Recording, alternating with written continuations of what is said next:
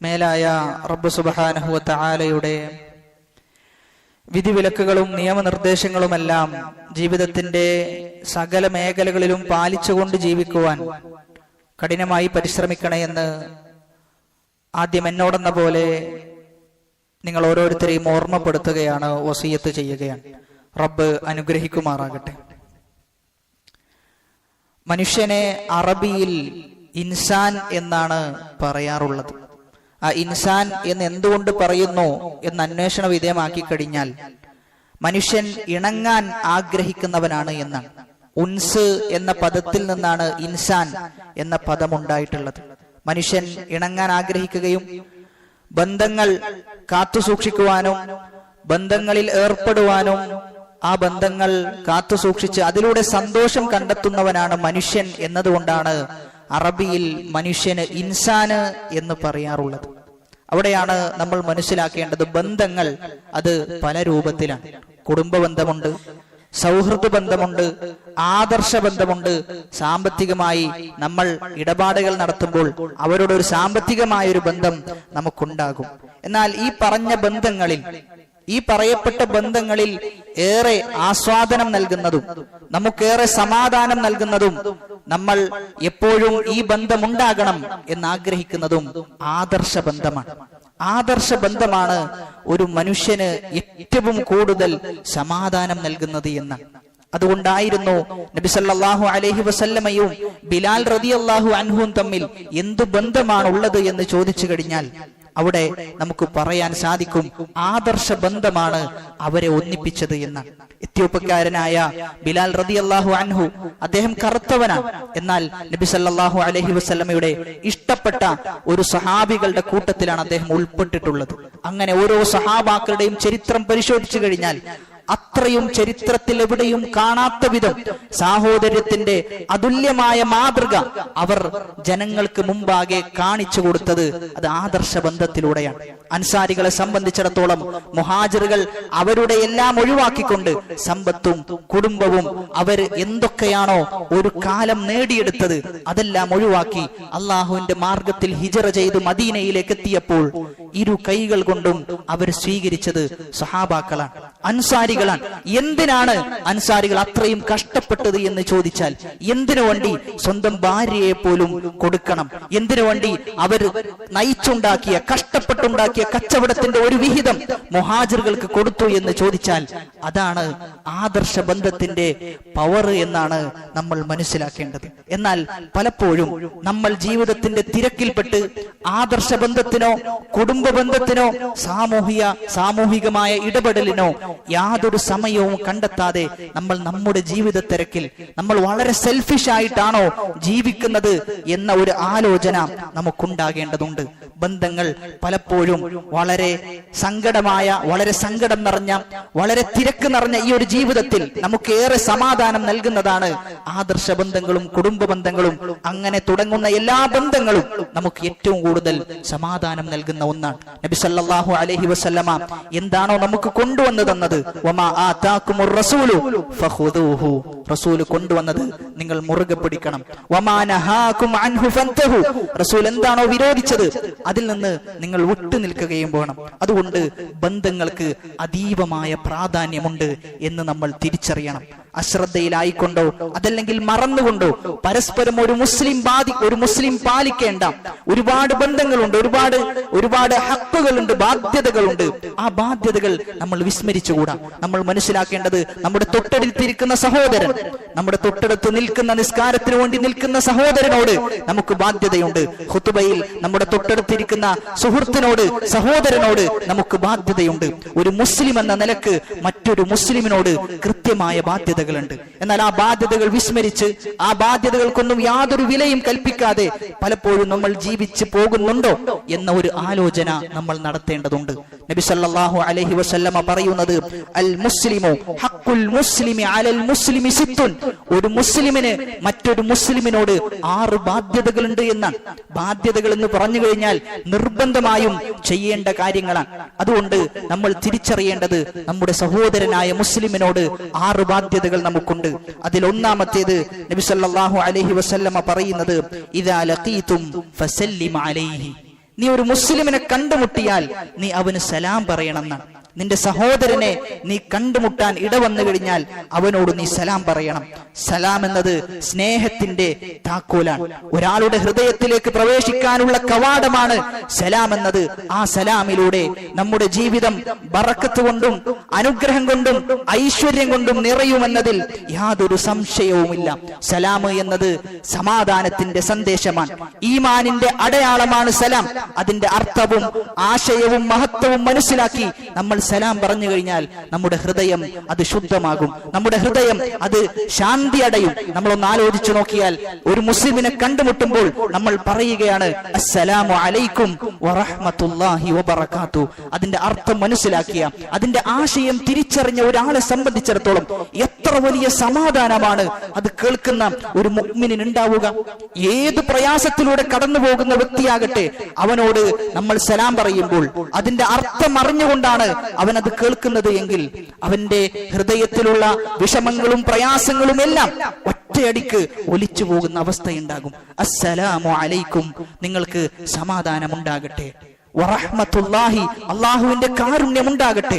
സ്വന്തം ഉമ്മയെക്കാളും അതീവമായ കാരുണ്യത്തിന്റെ ഉടമയാണ് റബ്ബ് സുബ്ഹാനഹു വ തആല. ആ റബ്ബിന്റെ കാരുണ്യം നിങ്ങൾക്കുണ്ടാകട്ടെ. വബറകാതുഹു, കഴിഞ്ഞില്ല, അള്ളാഹുവിന്റെ അനുഗ്രഹങ്ങൾ, എണ്ണിയാൽ ഒടുങ്ങാത്ത അള്ളാഹുവിന്റെ അനുഗ്രഹങ്ങൾ. വമാ ബികും മിൻ നിഅമത്തിൻ ഫമിനല്ലാഹ്, എന്തൊക്കെ അനുഗ്രഹങ്ങളാണോ നിങ്ങൾക്ക് ജീവിതത്തിൽ ലഭിച്ചിട്ടുള്ളത് അതെല്ലാം അള്ളാഹുവിൽ നിന്ന്. അതുകൊണ്ട് അനുഗ്രഹങ്ങളും കാരുണ്യവും സമാധാനവും നിനക്കുണ്ടാകട്ടെ എന്ന് പറഞ്ഞുകൊണ്ട് എന്ന പ്രാർത്ഥനയുമായിട്ടാണ് നമ്മൾ ഒരു മുസ്ലിമിനെ കണ്ടുമുട്ടേണ്ടത് എന്ന്.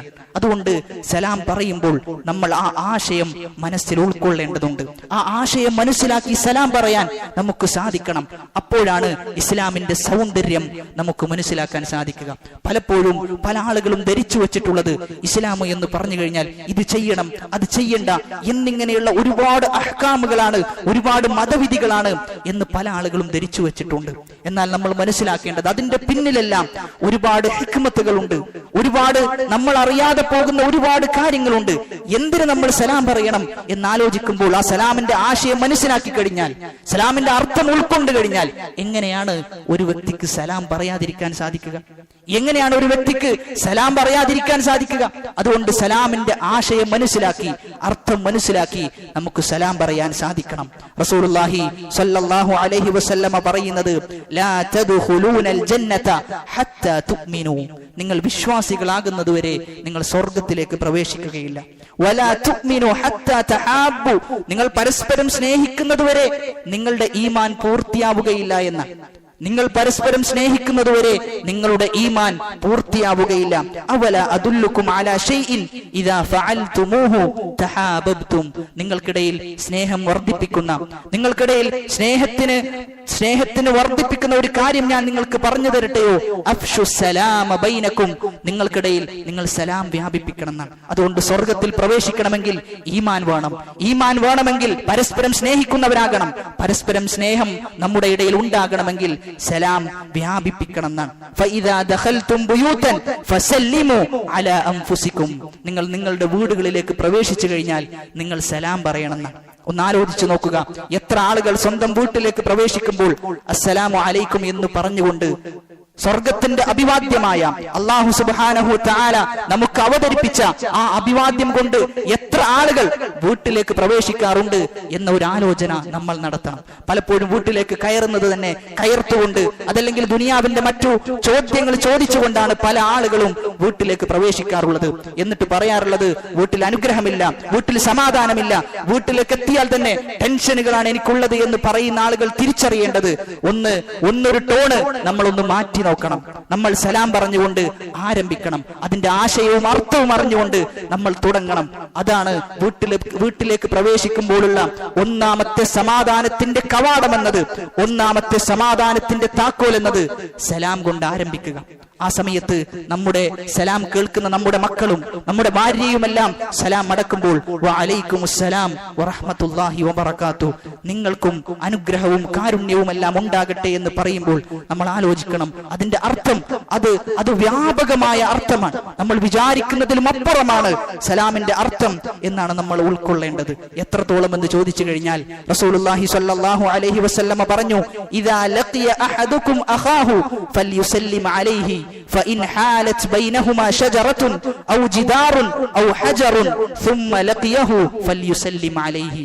ഒരാൾ സലാം പറഞ്ഞു, സലാം പറഞ്ഞതിന് ശേഷം അവന്റെ ഇടയിലും, അവൻ ആരോടാണോ സലാം പറഞ്ഞത് ആ വ്യക്തിയുടെ ഇടയിലും ഒരു മറ ഉണ്ടായിക്കഴിഞ്ഞാൽ വീണ്ടും കാണുന്ന സന്ദർഭത്തിൽ അവന് വീണ്ടും സലാം പറഞ്ഞുകൊള്ളട്ടെ എന്ന്.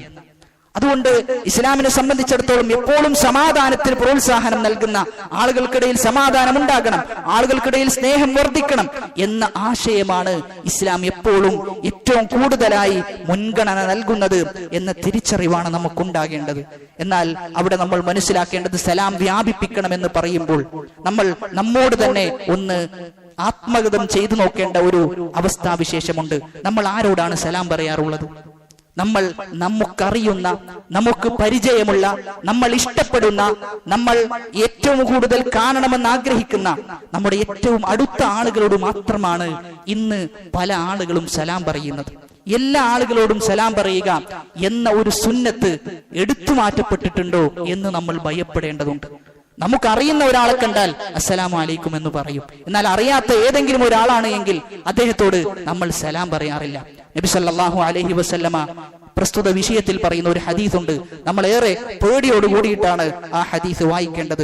അബ്ദുല്ലാഹി ഇബ്നു അംർ റളിയല്ലാഹു അൻഹു പറയുകയാണ്, അന്ന റജുലൻ സഅല റസൂലുള്ളാഹി സ്വല്ലല്ലാഹു അലൈഹി വസല്ലം അയ്യുൽ ഇസ്ലാമി ഖൈറുൻ, ഇസ്ലാമിൽ ഏറ്റവും ഖൈറായ പ്രവർത്തനം ഏതാണ്, ഏറ്റവും നല്ല പ്രവർത്തനം ഏതാണ് എന്ന് ചോദിക്കുമ്പോൾ നബി ഒന്നാമതായി പറയുന്നത് തുത്ഇമുത് തആം, ഭക്ഷണമില്ലാത്ത ആളുകൾക്ക് നീ ഭക്ഷണം കൊടുക്കണം. രണ്ടാമത്തേത് വതഖറഉ സലാം അലാ മൻ അറഫ്ത വമൻ ലം തഅരിഫ്, നിനക്കറിയുന്ന ആളുകളോടും അറിയാത്ത ആളുകളോടും സലാം പറയണമെന്നാണ്. അറിയുന്ന ആളുകളോടും അറിയാത്ത ആളുകളോടും സലാം പറയണമെന്നാണ് നബി സല്ലല്ലാഹു അലൈഹി വസല്ലമയുടെ കൽപ്പന.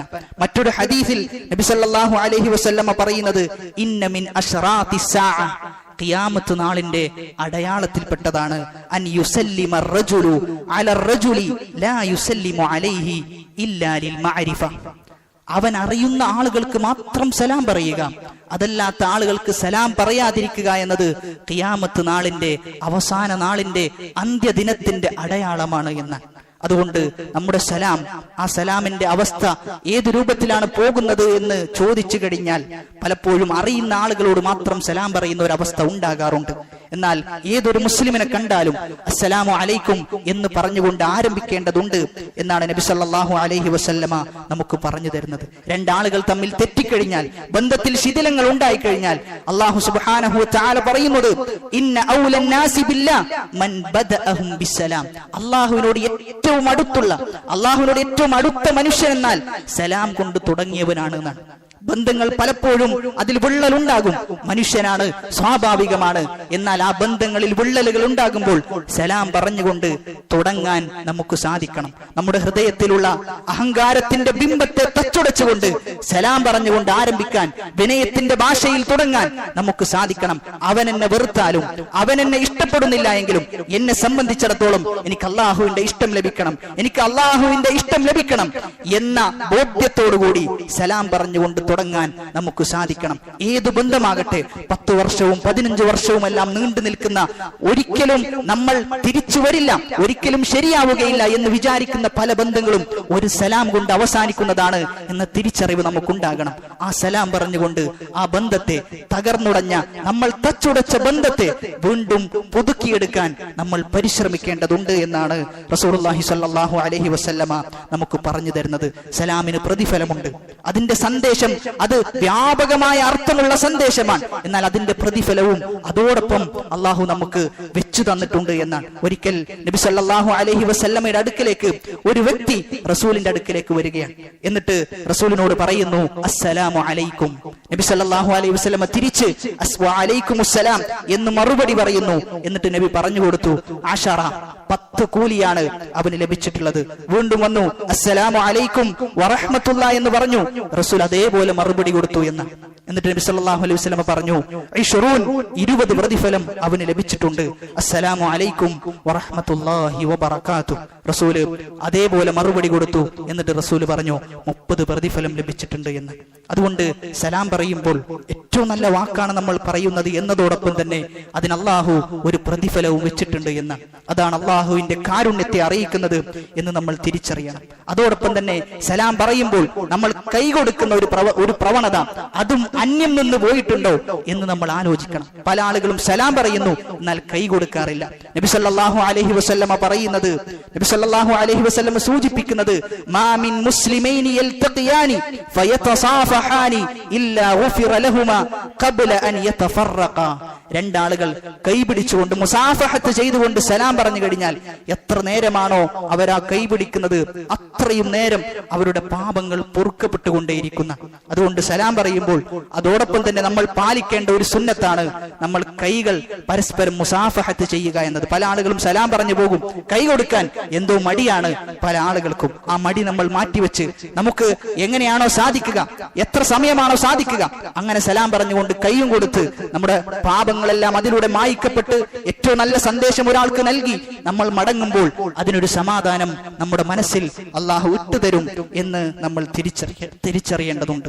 എന്നാൽ ഇന്ന് ചില ആളുകളുടെ ചാറ്റിങ്ങുകൾ പരിശോധിച്ചു കഴിഞ്ഞാൽ പല ആളുകളും തുടങ്ങാറുള്ളത് ഗുഡ് മോർണിംഗുകൾ കൊണ്ടും ഗുഡ് ഈവനിങ് എന്ന് പറഞ്ഞുകൊണ്ടും ഹായ് ഹലോ എന്നിങ്ങനെയുള്ള വർത്താനങ്ങൾ കൊണ്ടാണ് പല ആളുകളും അവരുടെ സംസാരം ആരംഭിക്കാറുള്ളത്. എന്നാൽ നമ്മൾ മുസ്ലിമീങ്ങൾ മനസ്സിലാക്കേണ്ടത് ഒരിക്കലും ഒരു മുസ്ലിമിന് അത് യോജിച്ച അഭിവാദ്യമല്ല എന്നാണ് തിരിച്ചറിയേണ്ടത്. ഒരു മുസ്ലിം തുടങ്ങേണ്ടത് സലാം കൊണ്ടാണ്. നമ്മുടെ ഐഡന്റിറ്റി എന്നത് സലാമാണ്. ഒന്ന് ആലോചിച്ച് നോക്കിയാൽ, ബുദ്ധിപരമായി ഒന്ന് ആലോചിച്ചാൽ, ഒരു രോഗിയായ ഒരു മനുഷ്യൻ, ആ മനുഷ്യനോട് നമുക്ക് എങ്ങനെയാണ് ഗുഡ് മോർണിംഗ് എന്ന് പറയാൻ സാധിക്കുക? എങ്ങനെയാണ് ഗുഡ് ഈവനിങ് എന്ന് പറയാൻ സാധിക്കുക? എന്നാൽ ഏത് മരണക്കിടക്കയിൽ കിടക്കുന്ന വ്യക്തിയാണെങ്കിലും ശരി, അവനോട് നമുക്ക് സലാം പറയാൻ സാധിക്കും. ആ സലാം കേട്ടാൽ അവനൊരു സമാധാനം ഉണ്ടാകും. അതുകൊണ്ട് ആ അഭിവാദ്യത്തിൽ, സ്വർഗത്തിൽ നമ്മൾ കേൾക്കാനിടയുള്ള ആ അഭിവാദ്യത്തെ കുറിച്ച് ആലോചിച്ചുകൊണ്ട് നമുക്ക് ഇസ്സത്ത് ഉണ്ടാകണം. നമ്മൾ മുസ്ലിമീങ്ങളാണ്, സലാം കൊണ്ട് ആരംഭിക്കേണ്ടവരാണ് എന്ന ഒരു പ്രവണതയാണ് നമുക്ക് ഓരോരുത്തർക്കും ഉണ്ടാകേണ്ടത്. എന്നാൽ ചില ആളുകളെങ്കിലും അവർ വലിയ പദവിയിലെത്തിയാൽ, ഉന്നതമായ സ്ഥാനത്തിലെത്തിയാൽ പിന്നെ സലാമൊന്നുമില്ല. പിന്നെ അവർക്ക് തോന്നിയ രൂപത്തിൽ ഇങ്ങനെ സംസാരം ആരംഭിക്കും. സലാം പറയുന്ന ഒരു പ്രവണത ചില ആളുകളിൽ നിന്ന് അന്യം നിന്ന് പോകാറുണ്ട്. അതുകൊണ്ട് നമ്മൾ മനസ്സിലാക്കേണ്ടത് എത്ര തന്നെ ഉന്നതമായ സ്ഥാനത്തിലേക്ക് എത്തിയാലും സലാം കൊണ്ട് ആരംഭിക്കാൻ നമുക്ക് സാധിക്കണം. അതാണ് നബി സല്ലല്ലാഹു അലൈഹി വസല്ലമ പഠിപ്പിച്ച സുന്നത്ത്. ഒരു മുസ്ലിം മറ്റൊരു മുസ്ലിമിനെ കാണുമ്പോൾ ആദ്യമായി ആരംഭിക്കേണ്ടത് സലാം പറഞ്ഞുകൊണ്ടാണ്. അതുകൊണ്ട് ആ സുന്നത്ത് നമ്മൾ വ്യാപിപ്പിക്കണം. രണ്ടാമതായി നബി സല്ലല്ലാഹു അലൈഹി വസല്ലമ പറയുന്നത്, ഒരു മുസ്ലിമിന് മറ്റൊരു മുസ്ലിമിനോടുള്ള ബാധ്യത യിൽപ്പെട്ട രണ്ടാമത്തെ വിഷയമാണ് വഇദാ ദആക ഫഅജിബ്ഹു. നിന്നെ വല്ലതിനും ക്ഷണിച്ചു കഴിഞ്ഞാൽ നീ ഉത്തരം നൽകണം. നമ്മളെ എന്തെങ്കിലും ഒരു ഭക്ഷണത്തിന് ക്ഷണിച്ചാൽ നമ്മൾ ഉത്തരം നൽകണം. എന്തെങ്കിലും ഒരു പരിപാടിക്ക് ക്ഷണിച്ചു കഴിഞ്ഞാൽ നമ്മൾ ഉത്തരം നൽകണം. അതിൽ റസൂലുള്ളാഹി സ്വല്ലല്ലാഹു അലൈഹി വസല്ലമ വളരെ കണിശമായി പറഞ്ഞ വിഷയമാണ്, കല്യാണത്തിന് ക്ഷണിച്ചു കഴിഞ്ഞാൽ ആ കല്യാണത്തിന് നമ്മൾ ഉത്തരം പറയണം. അവിടെ ഒരു ഹദീസിൽ നമുക്ക് കാണാൻ സാധിക്കും, കല്യാണത്തിന് ക്ഷണിക്കുകയും ആ കല്യാണത്തിന് അവന് പോകാതിരിക്കുകയും ചെയ്തു കഴിഞ്ഞാൽ ഫഖദ് അസല്ലാ, അവൻ അല്ലാഹുവിനെ ധിക്കരിച്ചിരിക്കുന്നു എന്നാണ്. അവൻ അല്ലാഹുവിനെ ധിക്കരിച്ചിരിക്കുന്നു. അതുകൊണ്ട് കല്യാണത്തിനുള്ള ക്ഷണം, ആ ക്ഷണത്തിന് നമ്മൾ പോകുക എന്നത് നിർബന്ധമാണ് എന്നാണ്, വാജിബാണ് എന്നാണ് പണ്ഡിതന്മാർ രേഖപ്പെടുത്തി വെച്ചിട്ടുള്ളത്. ആ രൂപത്തിലാണ് ആ വിഷയത്തിലുള്ള ഹദീസുകൾ വന്നിട്ടുള്ളത് എന്നും കൂടി നമുക്ക് മനസ്സിലാക്കാൻ സാധിക്കും. എന്നാൽ മറ്റുള്ള വിഷയങ്ങൾ, മറ്റുള്ള ഫംഗ്ഷനുകൾക്കെല്ലാം നമ്മെ വിളിച്ചു കഴിഞ്ഞാൽ അതിൽ പങ്കെടുക്കുക എന്നത് സുന്നത്താണ്. അതല്ലാത്ത കല്യാണവുമായി ബന്ധപ്പെട്ട കല്യാണമാണ് ഫംഗ്ഷന് എങ്കിൽ അവിടെ നമ്മൾ നിർബന്ധമായും പങ്കെടുക്കേണ്ടതുണ്ട് എന്ന്. ഇനി നമുക്ക് എന്തെങ്കിലും കാരണങ്ങൾ ഉണ്ട് എങ്കിൽ അതിൽ നിന്ന് പിന്മാറാമല്ലാതെ, അതല്ലാതെ ചെറിയ കാരണങ്ങൾ പറഞ്ഞുകൊണ്ട് ഒരിക്കലും പിന്മാറാൻ പാടില്ല എന്ന്. കാരണം അത് മുസ്ലിമീങ്ങൾക്കിടയിൽ ഉൽഫത്തുണ്ടാക്കുന്ന, ഇണക്കമുണ്ടാക്കുന്ന വലിയ ഒരു വിഷയമായതുകൊണ്ടാണ് ആ ഗൗരവത്തിൽ പഠിപ്പിക്കുന്നത്. നമ്മൾ അവിടെ ചെന്ന് അവിടെയുള്ള വരനെ കണ്ട് അവനു വേണ്ടി പ്രാർത്ഥിക്കുമ്പോൾ അവന് ലഭിക്കുന്ന ഒരു സമാധാനമുണ്ട്. അവനും നമ്മളും തമ്മിലുള്ള സാഹോദര്യത്തിൽ ഒരു വർധനവുണ്ടാകുന്നുണ്ട്. അതുകൊണ്ടാണ് ഇസ്ലാം അത് നിർബന്ധമാക്കിയത് എന്ന തിരിച്ചറിവാണ് നമുക്കുണ്ടാകേണ്ടത്. എന്നാൽ ചില ആളുകളെങ്കിലും ക്ഷണിച്ചാൽ സ്വീകരിക്കണമെന്ന് പറയുമ്പോൾ ഏത് ക്ഷണിച്ചാലും, ഏത് കാര്യത്തിന് ക്ഷണിച്ചാലും സ്വീകരിക്കുന്ന ഒരു അവസ്ഥാവിശേഷമുണ്ട്.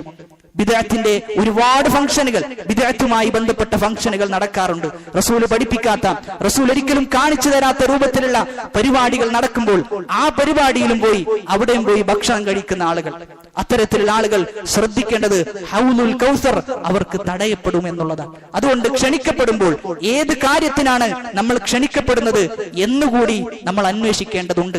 അത് ദീനീപരമാണ് എങ്കിൽ നമ്മൾ ആലോചിക്കണം, അത് റസൂൽ പഠിപ്പിച്ചതാണോ, അത് അള്ളാഹു പഠിപ്പിച്ചതാണോ എന്ന് ആലോചിച്ച്, എന്ന് മനസ്സിലാക്കി, എന്ന് പഠിച്ച് മാത്രം അതിൽ പങ്കെടുത്താൽ മതി. അതല്ലാതെ ബിദ്അത്ത്പരമായ ഒരുപാട് കാര്യങ്ങൾക്ക് പങ്കെടുത്ത് അവിടെയുള്ള ഭക്ഷണമെല്ലാം കഴിക്കുന്ന ഒരു പ്രവണത നമുക്കുണ്ട് എങ്കിൽ നമ്മൾ മനസ്സിലാക്കേണ്ടത് വല്ലാത്ത അപകടമാണ് അത് നമ്മുടെ ജീവിതത്തിൽ വരുത്തി വെക്കുക.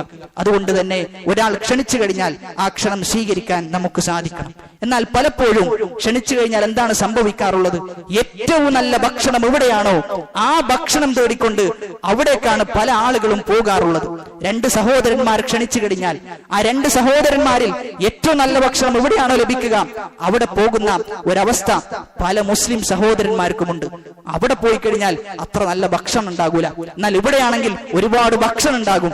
അങ്ങനെ ഭക്ഷണത്തെ മുൻനിർത്തിക്കൊണ്ട്, ഭക്ഷണത്തെ മുന്നിൽ കണ്ടുകൊണ്ട് നമ്മൾ ഒരിക്കലും ഇസ്ലാമിന്റെ സാഹോദര്യത്തെ അളക്കാൻ പാടില്ല എന്നുള്ളതാണ്. രണ്ടാളുകൾ ക്ഷണിച്ചാൽ ആരാണോ ആദ്യമായി നമ്മെ ക്ഷണിക്കുന്നത് അദ്ദേഹത്തിന്റെ വിളിക്ക് നമ്മൾ ഉത്തരം നൽകണം എന്നാണ് നബി സല്ലല്ലാഹു അലൈഹി വസല്ലമ നമുക്ക് പഠിപ്പിച്ചു തരുന്നത്. അതോടൊപ്പം തന്നെ നബി സല്ലല്ലാഹു അലൈഹി വസല്ലമ ഒരു താക്കീത് നൽകുന്നത് ശർറു ത്വആമി ത്വആമുൽ വലീമ, ഏറ്റവും മോശമായ ഭക്ഷണം അത് കല്യാണത്തിന് വിളമ്പുന്ന ഭക്ഷണമാണ്. എങ്ങനെയുള്ള ഭക്ഷണമാണത്? യുദ്ആ ലഹൽ അഗ്നിയ, പണക്കാര് മാത്രമാണ് ആ കല്യാണത്തിന് വിളിക്കപ്പെടുന്നത്. വയുത്രകുൽ ഫുഖറ, ഫക്കീറന്മാര്, പാവപ്പെട്ട ആളുകൾ, അവരെ ആ കല്യാണത്തിന് ക്ഷണിക്കുന്നില്ല. അത്തരം കല്യാണങ്ങൾക്ക്, അത്തരം വിവാഹങ്ങൾക്ക് പങ്കെടുക്കുക എന്ന് പറഞ്ഞു കഴിഞ്ഞാൽ, അത്തരം വിവാഹത്തിന്റെ ഭക്ഷണം എന്ന് പറഞ്ഞു കഴിഞ്ഞാൽ ഏറ്റവും മോശമായ ഭക്ഷണമാണ് എന്ന്. അതുകൊണ്ട് കല്യാണം, വിവാഹമെല്ലാം നടത്തുന്ന ആളുകൾ ഫക്കീറന്മാരെയും പാവപ്പെട്ടവരെയും പണക്കാരെയും എല്ലാ ആളുകളെയും ഒരുപോലെ വിളിക്കാൻ ശ്രമിക്കേണ്ടതുണ്ട്. അല്ല എങ്കിൽ നബി സല്ലല്ലാഹു അലൈഹി വസല്ലമ പറഞ്ഞതുപോലെ ഏറ്റവും മോശമായ ഭക്ഷണമായിരിക്കും നമ്മൾ അവിടെ വിളമ്പുക എന്ന തിരിച്ചറിവാണ് നമുക്കുണ്ടാകേണ്ടത്. അതോടൊപ്പം തന്നെ ഭക്ഷണത്തിന്റെ വിഷയത്തിൽ അമിതമായ പ്രാധാന്യം, ഭക്ഷണത്തെ കുറിച്ച് സംസാരിക്കുക, എപ്പോഴും ഇങ്ങനെ ആളുകൾ കണ്ടുമുട്ടുമ്പോൾ ഭക്ഷണത്തിന്റെ വ്യത്യസ്ത ഇനങ്ങളെ കുറിച്ച് സംസാരിക്കുക എന്നത് സലഫുകൾ, മുൻഗാമികളായ ആളുകൾ വെറുത്തിരുന്നു എന്നാണ്. അവർ വെറുത്ത ഒരു വിഷയമാണ് ഭക്ഷണത്തെ കുറിച്ച് അമിതമായി സംസാരിക്കുക എന്നത്. എന്നാൽ ഇന്ന് ഭക്ഷണം ഒരു ട്രെൻഡായി മാറിയിരിക്കുകയാണ്. ആ ട്രെൻഡിന്റെ കാലത്ത് കൃത്യമായി ആ ട്രെൻഡിനെ നിയന്ത്രിക്കാൻ നമുക്ക് സാധിക്കേണ്ടതുണ്ട്. ട്രെൻഡുകളുടെ പിന്നിൽ പോകേണ്ട ആളുകളല്ല നമ്മൾ, മറിച്ച് ആ ട്രെൻഡുകളെ കൃത്യമായി തിരിച്ചറിഞ്ഞുകൊണ്ട് ആ ഒരു തിരിച്ചറിവിലൂടെ മുന്നോട്ട് പോകേണ്ടവരാണ് ഓരോ മുസ്ലിമീങ്ങളും. നരകക്കാർ നരകത്തിൽ പ്രവേശിച്ചു കഴിഞ്ഞാൽ അവർ പറയുന്ന ഒരു കാരണമുണ്ട്, വകുന്നാ നഖൂദു മഅൽ ഖായിദീൻ, ഞങ്ങൾ ആളുകളൊക്കെ ഇങ്ങനെ ചെയ്തിരുന്നു, ആ ചെയ്യുന്ന കൂട്ടത്തിൽ ഞങ്ങൾ എന്ത് ചെയ്തു, അങ്ങനെ ചെയ്തു പോയി എന്ന് പറയുന്നുണ്ട്. അതുകൊണ്ട് ഭക്ഷണത്തിന്റെ വിഷയത്തിലും അതിലും നമുക്ക് ഇസ്റാഫില്ലാതെ, പരിധി വിടാതെ ഭക്ഷണം കഴിക്കുന്ന ഒരു പ്രവണതയാണ് നമുക്കുണ്ടാകേണ്ടത്. മൂന്നാമത്തേത്, ഒരു മുസ്ലിം മറ്റൊരു മുസ്ലിമിനോട് പാലിക്കേണ്ട മൂന്നാമത്തെ മര്യാദ, ഇദസ്തൻസഹക ഫൻസഹ് ലഹു, നമ്മോട് ഉപദേശം തേടിക്കഴിഞ്ഞാൽ നമ്മൾ ഉപദേശം കൊടുക്കണം. ഒരു മുസ്ലിമായ വ്യക്തി വന്നിട്ട് എനിക്ക് ഉപദേശം നൽകണം, എനിക്ക് ഇന്ന സംശയങ്ങളുണ്ട് എന്ന് ചോദിച്ചു കഴിഞ്ഞാൽ ആ സംശയം നമുക്ക് ദൂരീകരിച്ചു കൊടുക്കാൻ സാധിക്കണം എന്നാണ്. പല ആളുകളും മാത്സര്യ ബുദ്ധിയുള്ള ആളുകളാണ്. അവരെ സംബന്ധിച്ചിടത്തോളം എന്റെ സഹോദരൻ അല്ലെങ്കിൽ എന്റെ അപ്പുറത്തെ വീട്ടിലുള്ള ഒരു മുസ്ലിമായ ചെറുപ്പക്കാരൻ, അവനെ സംബന്ധിച്ചിടത്തോളം അവൻ വിജയിക്കരുത്, അവന്റെ ഭാവി ജീവിതത്തിൽ ഒരിക്കലും വിജയത്തിലേക്ക് എത്താൻ പാടില്ല എന്നിങ്ങനെ വളരെ മാത്സര്യത്തോടുകൂടി ജീവിതത്തെ കാണുന്ന ആളുകളുണ്ട്. അവിടെയാണ് നമ്മൾ മനസ്സിലാക്കേണ്ടത്. നമ്മൾ നന്മ എത്ര കണ്ട് പറഞ്ഞു കൊടുക്കുന്നുവോ അത്ര കണ്ട് അള്ളാഹുവിന്റെ സഹായം നമുക്കുണ്ടാകും. അതുകൊണ്ട് നന്മകൾ പറഞ്ഞു കൊടുക്കുക. ഏതെങ്കിലും ഒരാൾ നമ്മൾ കാരണത്താൽ ജീവിതത്തിൽ അവർക്ക് വെളിച്ചം കിട്ടുന്നുണ്ട് എങ്കിൽ അത് കിട്ടിക്കൊള്ളട്ടെ എന്നാണ് നമ്മൾ ആലോചിക്കേണ്ടത്. അതിലൂടെ നമുക്ക് ഖൈറല്ലാതെ യാതൊരു ശർറും ഉണ്ടാവുകയില്ല എന്നാണ് നമ്മൾ ചിന്തിക്കേണ്ടത്. അല്ലാഹു സുബ്ഹാനഹു വ തആലയുടെ കയ്യിലാണ് ഖൈറുകൾ ഉള്ളത്, നന്മകൾ ഉള്ളത്. അവന്റെ കയ്യിലാണ് തിന്മകൾ ഉള്ളത്. അതുകൊണ്ട് ഒരിക്കലും ഒരാൾക്കും നമ്മുടെ ജീവിതത്തിൽ ഒരു തിന്മയെയും കൊണ്ടുവരാൻ സാധിക്കുകയില്ല, ഒരു നന്മയെയും കൊണ്ടുവരാൻ സാധിക്കുകയില്ല. അതുകൊണ്ട് ആളുകൾക്ക് നന്മ പ്രചരിപ്പിക്കുന്ന, നന്മ പറഞ്ഞു കൊടുക്കുന്ന, നന്മക്ക് പ്രോത്സാഹനം നൽകുന്ന ആളുകളായി നമ്മൾ ഓരോരുത്തരും മാറണം. ഒരിക്കലും മറ്റൊരാളുടെ ജീവിതത്തിൽ തിന്മ കാണാൻ നമ്മൾ ആഗ്രഹിക്കരുത്. പ്രത്യേകിച്ചും ഈ ഒരു കാലഘട്ടത്തിൽ ഏതെങ്കിലും ഒരു സുഹൃത്തിനെ കുറിച്ച് മോശമായ ഒരു വാർത്ത നമ്മൾ കേട്ടുകഴിഞ്ഞാൽ നമ്മൾ അതിൽ പല ആളുകളും സന്തോഷമാണ് അവർക്കുണ്ടാകാറുള്ളത് എന്നാണ്. സ്വന്തം മുസ്ലിമായ സഹോദരൻ ഒരു തിന്മയിൽപ്പെട്ടു എന്നറിഞ്ഞുകൊണ്ട് നാട് നീളെ പോസ്റ്ററുകൾ പ്രചരിപ്പിക്കപ്പെടുന്ന ഒരു അവസ്ഥയിൽ അത് കണ്ടുകൊണ്ട് നമ്മൾ ചിരിക്കുന്നുണ്ട് എങ്കിൽ, അത് കണ്ടുകൊണ്ട് നമ്മുടെ മനസ്സിലൊരു സന്തോഷമുണ്ട് എങ്കിൽ നമ്മൾ മനസ്സിലാക്കേണ്ടത് ഈമാനിന്റെ വിഷയത്തിൽ വളരെ താഴെ തട്ടിലാണ് നമ്മൾ ഉള്ളത് എന്ന തിരിച്ചറിവ് നമുക്കുണ്ടാകണം. ഉമർ ഇബ്നുൽ ഖത്താബ് റളിയല്ലാഹു അൻഹുവിന്റെ കാലഘട്ടത്തിൽ നല്ല ജീവിതത്തിൽ ജീവിച്ചു കൊണ്ടുപോയ ഒരു മുസ്ലിം, ഇസ്തിഖാമത്തോടുകൂടി ദീനിന്റെ കൽപ്പനകളും നിർദ്ദേശങ്ങളുമെല്ലാം കൃത്യമായി പാലിച്ചുകൊണ്ട് മുന്നോട്ട് പോയ ഒരു മുസ്ലിം, അവൻ കള്ളുകൂടി ആരംഭിച്ചിട്ടുണ്ട് എന്നറിഞ്ഞപ്പോൾ ഉമർ റളിയല്ലാഹു അൻഹു വേദനിച്ചു എന്നാണ്. ഉമർ ഇബ്നുൽ ഖത്താബ് റളിയല്ലാഹു അൻഹുവിന് മനപ്രയാസമുണ്ടായി.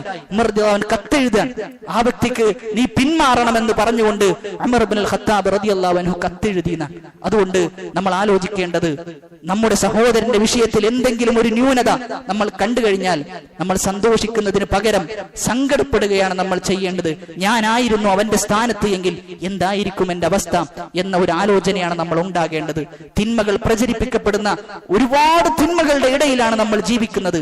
ആ ജീവിക്കുന്ന സന്ദർഭത്തിൽ ഏതെങ്കിലും ഒരു തിന്മയിൽ ഏതെങ്കിലും ഒരു സഹോദരൻ പെട്ടുകഴിഞ്ഞാൽ അവനെ രക്ഷപ്പെടുത്തേണ്ടതിന് പകരം അവനെ കുത്തുവാക്ക് പറഞ്ഞ് അവൻ ആളുകൾക്കിടയിൽ മോശമാക്കി വഷളാക്കി അവസാനം ഇസ്ലാമും വിട്ട് കുഫ്റിലേക്ക് എത്തുന്ന, നിരീശ്വരവാദത്തിലേക്ക് എത്തുന്ന ഒരുപാട് സഹോദരന്മാരുണ്ട്.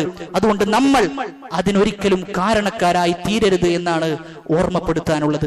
സലഫുകൾ പറയാറുള്ളത്, മുൻഗാമികൾ പറയാറുള്ളത്, നിന്റെ സഹോദരനെതിരെ നീ ഒരിക്കലും നിന്റെ ഒരു വാക്കുകൊണ്ടെങ്കിൽ പോലും അവനെ സഹായിക്കുന്ന, അവനെ അവിശ്വാസത്തിലേക്ക് എത്താൻ സഹായിക്കുന്ന ഒരവസ്ഥ ഉണ്ടാകരുത് എന്ന് പറയുന്നുണ്ട്. അതുകൊണ്ട് ഉപദേശിക്കണം. ഉപദേശിക്കുന്ന സമയത്ത് നമ്മൾ ശ്രദ്ധിക്കേണ്ട ഒരു വിഷയം, അൽ മുഅ്മിനു യസ്തുറു വയൻസഹ്. മുഅ്മിനായ മനുഷ്യൻ എന്ന് പറഞ്ഞു കഴിഞ്ഞാൽ അവൻ ഉപദേശിക്കും. അവൻ ആളുകളുടെ തെറ്റ് മറച്ചു പിടിക്കുന്നവനാണ് മുഅ്മിൻ. ഉപദേശിക്കുന്ന സമയത്ത് ആളുകളുടെ ഇടയിൽ ഉപദേശിക്കുകയില്ല, മറിച്ച് രഹസ്യമായിട്ടായിരിക്കും അവൻ ഉപദേശിക്കുക. വൽ ഫാജിറു യഹ്തികു വയുഅയ്യർ. എന്നാൽ ഒരു തെമ്മാടിയായ മനുഷ്യൻ എന്നാൽ അവൻ ആളുകൾക്കിടയിൽ അവനെ ഉപദേശിക്കും, അവനെ മോശമാക്കും, അവനെ വഷളാക്കും എന്നാണ് മുൻഗാമികളായ ആളുകൾ പറയാറുണ്ടായിരുന്നത്. ഒരു ഹദീസിൽ നമുക്ക് കാണാൻ സാധിക്കും, കഅബയെ ചൂണ്ടിക്കാണിച്ചുകൊണ്ട് ചോദിക്കുന്നുണ്ട്, ഈ കഅബക്ക് എത്ര പ്രാധാന്യമുണ്ട്? ആ സമയത്ത് പറയും, യാതൊരു സംശയവുമില്ല, ഏറ്റവും കൂടുതൽ പ്രാധാന്യം ഈ കഅബക്ക് തന്നെയാണ് എന്ന് സത്യം ചെയ്തുകൊണ്ട് പറയും. എന്നിട്ട് അവസാനം പറയുന്നത്, ഈ കഅബയെക്കാളും, ഈ കഅബ തകർക്കപ്പെടുന്നതിനേക്കാളും എത്രയോ ഉന്നതമായ പ്രാധാന്യം ഒരു മുസ്ലിമിന്റെ അഭിമാനത്തിനുണ്ട് എന്ന്. അതുകൊണ്ട് ഒരു മുസ്ലിമിന്റെ അഭിമാനത്തെ തൊട്ടുകളിക്കുന്ന യാതൊരു പ്രവർത്തനവും നമ്മൾ നമ്മുടെ വാക്കുകൊണ്ടോ നമ്മുടെ നോട്ടം കൊണ്ടോ നമ്മുടെ പ്രവർത്തനം കൊണ്ടോ ഒരിക്കലും ഉണ്ടാകാൻ പാടില്ല എന്നാണ് പറഞ്ഞു വന്നത്. നാലാമത്തെ വിഷയം, ഒരാൾ തുമ്മിക്കഴിഞ്ഞാൽ അള്ളാഹുവിനെ സ്തുതിക്കണം, അൽഹംദുലില്ലാ എന്ന് പറയണം. അൽഹംദുലില്ലാ എന്ന് നമ്മൾ ഉറക്കെ പറയണമെന്നാണ്. ഉറക്കെ പറഞ്ഞു കഴിഞ്ഞാലേ നമ്മുടെ തൊട്ടടുത്തുള്ള സഹോദരന് യർഹമുക്കുല്ലാ എന്ന് പറയാൻ സാധിക്കുകയുള്ളൂ. ഒരിക്കൽ നബി സല്ലല്ലാഹു അലൈഹി വസല്ലമയുടെ അടുക്കൽ രണ്ട് സഹോദരന്മാരിയ്ക്കുകയും അതിൽ ഒരു സഹോദരൻ അൽഹംദുലില്ലാ എന്ന് പറഞ്ഞു, നബി യർഹമുക്കുല്ലാ എന്നും പറഞ്ഞു. എന്നാൽ മറ്റേ സഹോദരനും തുമ്മി, അദ്ദേഹം അൽഹംദുലില്ലാ പറഞ്ഞു, റസൂൽ ഒന്നും തിരിച്ചു പറഞ്ഞില്ല. സ്വാഭാവികമായും സഹാബാക്കളെ സംബന്ധിച്ചിടത്തോളം റസൂലിന്റെ പ്രതികരണം എന്ന് പറഞ്ഞു കഴിഞ്ഞാൽ അവർക്ക് ഏറെ ഇഷ്ടമുള്ളതാണ്.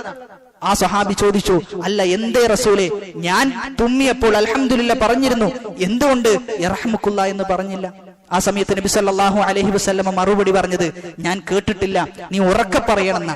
അതുകൊണ്ട് നമ്മുടെ അടുത്തുള്ള ആളുകൾ കേൾക്കുന്ന രൂപത്തിലാണ് പറയേണ്ടത്. യർഹമക്കുല്ലാ എന്ന് പറഞ്ഞു കഴിഞ്ഞാൽ അത് കേൾക്കുന്ന ആളുകൾ യഹ്ദീകുമുല്ലാഹ് വയുസ്ലിഹു ബാലക്കും എന്ന പ്രാർത്ഥന കൂടി ഉരുവിടേണ്ടതുണ്ട്. ഈ പറയുന്ന സുന്നത്തുകളെല്ലാം ഒരിക്കലും ചെറുതായി കാണാൻ പാടില്ല. നമ്മൾ ആലോചിക്കേണ്ടത് എന്താണ് തുമ്മുമ്പോൾ നമ്മുടെ ശരീരത്തിൽ നടക്കുന്ന പ്രക്രിയ എന്ന് ആലോചിച്ചു നോക്കിക്കഴിഞ്ഞാൽ എല്ലാം ഒരു നേരത്തേക്ക്, ഒരു നിമിഷത്തേക്ക് ബ്ലോക്ക് ആകുന്ന എല്ലാ അവയവങ്ങളുടെയും പ്രവർത്തനം ഒരു നിമിഷത്തേക്ക്, ഒരു മില്ലി സെക്കൻഡ് നിമിഷത്തേക്ക് അവിടെ ബാക്കിയാകും. അവിടെ അൽഹംദുലില്ലാ, അള്ളാഹുവിനാണ് സർവസ്തുതിയും എന്ന് നമുക്ക് പറയാൻ സാധിക്കേണ്ടതുണ്ട്. അഞ്ചാമത്തേതായി, ഒരു മുസ്ലിം പരസ്പരം മറ്റൊരു മുസ്ലിമിനോട് ഉണ്ടാകേണ്ട ബാധ്യതയിൽപ്പെട്ടതാണ് വഇദാ മരിള ഫഉദുഹു, രോഗിയായാൽ സന്ദർശിക്കണം. പള്ളിയിലേക്ക് എപ്പോഴും നമ്മൾ പള്ളിയിൽ കാണാറുണ്ട്, അല്ലെങ്കിൽ നാട്ടിൽ നമ്മൾ അങ്ങോട്ടും ഇങ്ങോട്ടും ഒക്കെ പോകുമ്പോൾ കാണാറുള്ള വ്യക്തിയാണ്. എന്നാൽ പെട്ടെന്ന് 1, 2, 3 ദിവസം കാണാതായി കഴിഞ്ഞാൽ, അദ്ദേഹത്തെ കാണാനിടയായിട്ടില്ല എങ്കിൽ ചോദിച്ചറിയണം എന്താണ് പറ്റിയത്. എപ്പോഴും കാണാറുണ്ടല്ലോ, അങ്ങനെ ചോദിച്ചറിയുന്നത് നമ്മുടെ ബാധ്യതയാണ് എന്ന്, നമ്മുടെ മേൽ ബാധ്യതയായതാണ്. അതല്ലാതെ നമ്മൾ എങ്ങനെ ആലോചിക്കേണ്ടതല്ല. ചില ആളുകൾ അദ്ദേഹം ഏതോ ഒരു മനുഷ്യനാണ്, ഞാനുമായി യാതൊരു ബന്ധവുമില്ല എന്നല്ല ആലോചിക്കേണ്ടത്. മറിച്ച് നമ്മൾ ഒരു മുസ്ലിം ആകുമ്പോൾ, ഒരു മുസ്ലിം കമ്മ്യൂണിറ്റിയിൽ ജീവിക്കുമ്പോൾ നമുക്ക് ചില ബാധ്യതകളുണ്ട് എന്ന് തിരിച്ചറിഞ്ഞുകൊണ്ട് അവന്റെ രോഗത്തിൽ പങ്കാളിയാകാൻ, അവന്റെ രോഗത്തിൽ അവനോട് ചേർന്ന് നിൽക്കാൻ നമുക്ക് സാധിക്കേണ്ടതുണ്ട്. റസൂലുള്ളാഹി സ്വല്ലല്ലാഹു അലൈഹി വസല്ലമ പറയുന്നത്, ഇന്നല്ലാഹ അസ്സ വജല്ല യഖൂലു യൗമൽ ഖിയാമ, ഖിയാമത്ത് നാളിൽ അല്ലാഹു സുബ്ഹാനഹു വ തആല പറയും, യബ്ന ആദം, ഓ ആദമിന്റെ മക്കളെ, മരിൽതു ഫലം തഊദിനി, ഞാൻ രോഗിയായി എന്നാണ് അള്ളാഹ് പറയുന്നത്. അള്ളാഹ് പറയാണ്, എനിക്ക് രോഗം ബാധിച്ചു, ഫലം തഊദിനി, നിങ്ങൾ എന്നെ സന്ദർശിച്ചിട്ടില്ല. ആ സമയത്ത് ചോദിക്കുന്നുണ്ട്, യാ റബ്ബി കൈഫ അഊദുക വ അൻത റബ്ബുൽ ആലമീൻ, നീ ലോകരുടെ രക്ഷിതാവല്ലേ, നിന്നെ എങ്ങനെയാണ് ഞാൻ സന്ദർശിക്കാൻ വരിക? ആ സമയത്ത് അല്ലാഹു പറയാണ്, അമാ അലിംത അന്ന അബ്ദി ഫുലാനൻ മരില ഫലം തഊദുഹു, എന്റെ ഒരു അടിമ അവന് രോഗം ബാധിച്ചിരുന്നു, ആ സമയത്ത് നീ അവനെ സന്ദർശിച്ചിട്ടില്ല. അമാ അലിംത അന്നക ലൗ ഉദ്ദഹു ലവജദ്തനി ഇൻദഹു, നീ എങ്ങാനും അവനെ സന്ദർശിച്ചിരുന്നെങ്കിൽ അവന്റെ അടുക്കൽ നിനക്ക് എന്നെ കാണാമായിരുന്നു എന്ന്. ഇവിടെ അള്ളാഹു പറയുന്നത്, രോഗിയായി കഴിഞ്ഞാൽ രോഗിയുടെ കൂടെയാണ് അള്ളാഹു ഉണ്ടാവുക എന്ന്.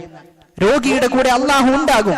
അള്ളാഹു പറയുന്നത്, എന്തുകൊണ്ട് നീ എന്നെ സന്ദർശിച്ചില്ല എന്ന് അള്ളാഹു ചോദിക്കുകയാണ്. അതുകൊണ്ട് രോഗ സന്ദർശനം, നമ്മുടെ കൂട്ടത്തിൽ ഏതെങ്കിലും ഒരാൾ എന്തെങ്കിലും ഒരു രോഗം വന്നിട്ടുണ്ട് എന്ന് തിരിച്ചറിഞ്ഞാൽ ഉടനെ തന്നെ നമ്മുടെ വാഹനവും തിരിച്ചെടുത്തുകൊണ്ട് എന്താണ് പറ്റിയത് എന്നൊക്കെ ചോദിച്ച് അവന്റെ തലയിൽ കൈവച്ചുകൊണ്ട് പ്രാർത്ഥിക്കാൻ നമുക്ക് സാധിക്കണം.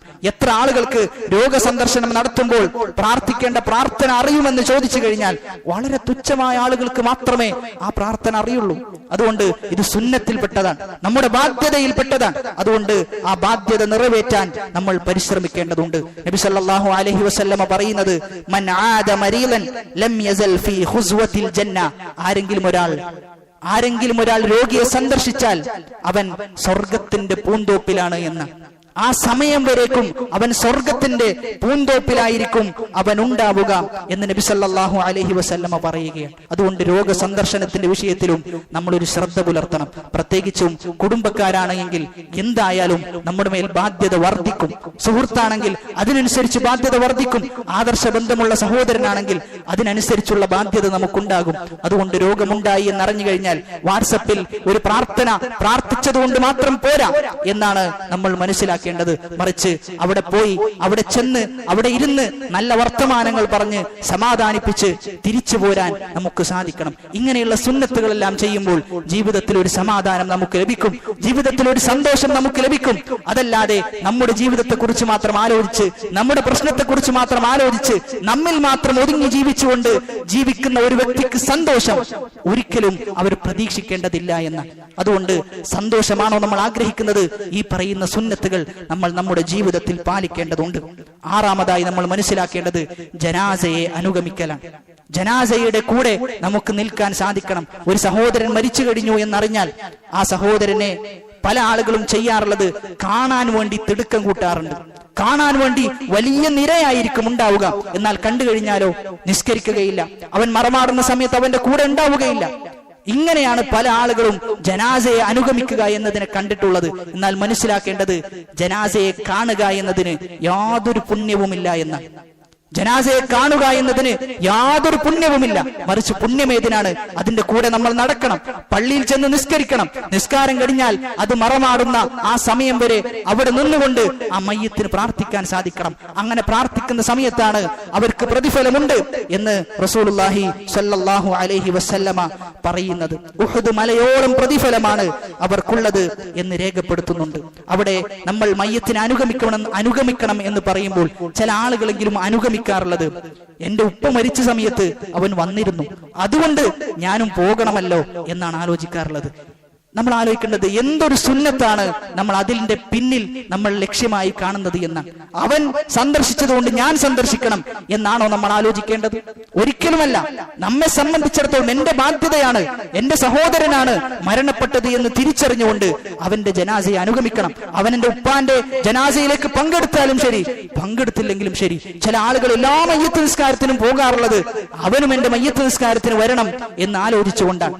അവിടെ നമ്മുടെ നിയ്യത്ത്, നമ്മുടെ ഉദ്ദേശം അത് മോശമായിട്ടുണ്ട് എന്ന തിരിച്ചറിവാണ് നമുക്കുണ്ടാകേണ്ടത്. നമ്മൾ ഒരാളുടെ ജനാസയെ അനുഗമിക്കേണ്ടത്, റബ്ബേ നിന്റെ തൃപ്തി കിട്ടണം, നിന്റെ പ്രതിഫലം കിട്ടണം, നീ പറഞ്ഞതാണ് ഒരു മുസ്ലിമായ മനുഷ്യൻ ഇങ്ങനെ സംഭവിച്ചു കഴിഞ്ഞാൽ എന്റെ മേലുള്ള ബാധ്യതയാണെന്ന് നീ പഠിപ്പിച്ചതാണ് എന്ന് പറഞ്ഞ് ആ ഒരു സുന്നത്ത് മനസ്സിൽ കണ്ടുകൊണ്ട് പോയി കഴിഞ്ഞാൽ നമ്മൾ ആലോചിക്കേണ്ടത്, നമ്മുടെ മയ്യത്ത് നിസ്കാരത്തിന് അള്ളാഹു ആളുകളെ കൊണ്ടുവരും, യാതൊരു സംശയവുമില്ല എന്ന തിരിച്ചറിവോടുകൂടി ആത്മാർത്ഥമായി സുന്നത്തുകൾ ജീവിതത്തിൽ പുലർത്താൻ പരിശ്രമിക്കണം.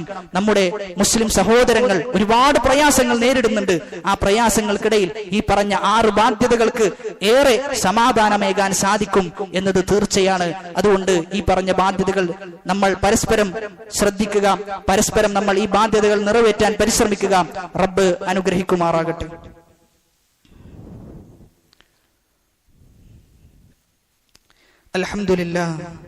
അൽഹംദുലില്ലാഹി റബ്ബിൽ ആലമീൻ വസ്സലാത്തു വസ്സലാമു അലാ റസൂലിഹിൽ അമീൻ വഅലാ ആലിഹി വസഹ്ബിഹി അജ്മഈൻ. അമ്മാ ബഅദ് ഫത്തഖുല്ലാഹ യാ ഇബാദല്ലാഹ്.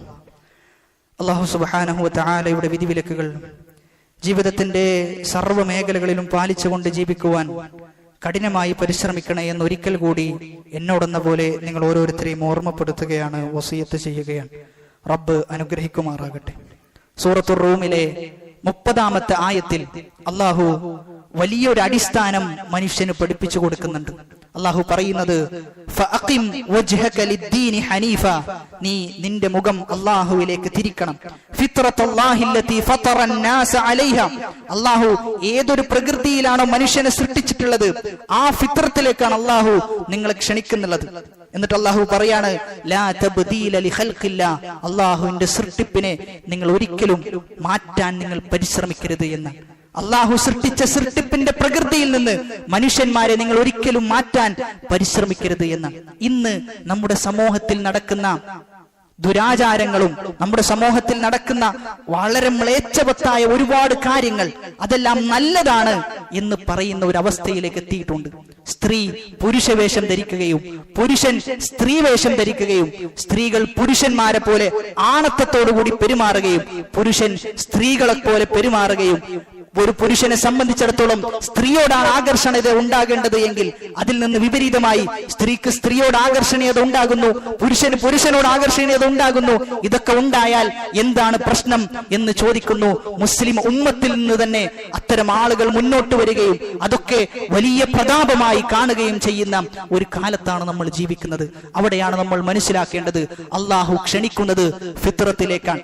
ഒരു മനുഷ്യൻ അവൻ എങ്ങനെയാണോ സൃഷ്ടിക്കപ്പെട്ടത് ആ സൃഷ്ടിക്കപ്പെട്ട അതേ ആശയത്തിലേക്കാണ് അള്ളാഹു ക്ഷണിക്കുന്നത്. അതുകൊണ്ട് ആ ഫിത്രത്ത് നമ്മിൽ നിന്ന് നഷ്ടപ്പെട്ടു പോകുന്നുണ്ടോ എന്ന് നമ്മൾ ആലോചിക്കണം.